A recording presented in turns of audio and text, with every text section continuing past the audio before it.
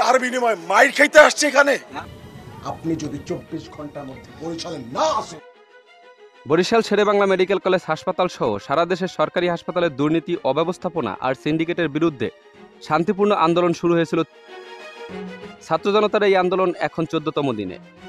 3 দফা দাবি নিয়ে রাজপথে নেমেছে বরিশালবাসী। কিন্তু সেনাবাহিনী ও পুলিশের সঙ্গে সংঘর্ষে আহত হয়েছেন অনেকে।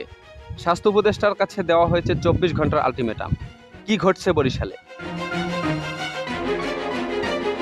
আন্দোলনকারীদের 3টি প্রধান দাবি: হাসপাতালের অবকাঠামো উন্নয়ন, দক্ষ চিকিৎসাকর্মী নিয়োগ ও জনবল সংকট নিরসন, ঔষধ ও সরঞ্জামের স্বচ্ছ সরবরাহ।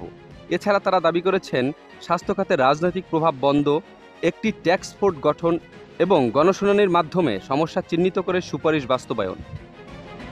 আন্দোলনকারীদের মুখপাত্র নাভিদ নাসিব বলেছেন, এটি এখন শুধু শিক্ষার্থীদের নয়, বরিশালবাসীর আন্দোলন। তারা বলেছেন, দাবি না মানা পর্যন্ত রাজপথ ছাড়বেন না। আন্দোলনের ফলে বরিশাল কুয়াকাটা মহাসড়ক একাধিকবার অবরোধ করা হয়েছে। নতুল্লাবাদ বাস টার্মিনালে যান চলাচল বন্ধ থাকায় যাত্রী ও রোগীরা পড়েছেন ভোগান্তিতে। তবে আন্দোলনকারীরা জানিয়েছেন তারা অ্যাম্বুলেন্স ও জরুরি যানবাহনের জন্য জায়গা করে দিচ্ছেন। কিন্তু পুলিশ ও সেনাবাহিনীর সঙ্গে সংঘর্ষে কমপক্ষে 10 জন আহত হয়েছেন। আন্দোলনকারীরা অভিযোগ করেছেন সেনাবাহিনী তাদের শান্তিপূর্ণ কর্মসূচিতে বাধা দিয়েছে, ছাত্র জনতার ওপর লাঠিচার্জ ও ধাক্কাধাক্কি করেছে। এই হামলার জবাবদিহি তারা চান। 10 আগস্ট ছাত্র জনতা স্বাস্থ্য উপদেষ্টার কাছে 24 ঘন্টার আলটিমেটাম দিয়েছেন। তারা বলেছেন স্বাস্থ্য উপদেষ্টাকে বরিশালে এসে সমস্যা সমাধান করতে হবে।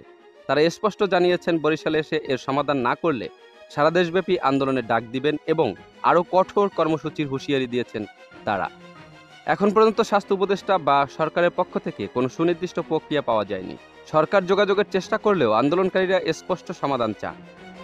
বরিশালের এই আন্দোলন এখন শুধু বরিশালের নয়, সারা বাংলাদেশের স্বাস্থ্য খাত ও সংস্কারের লড়াই।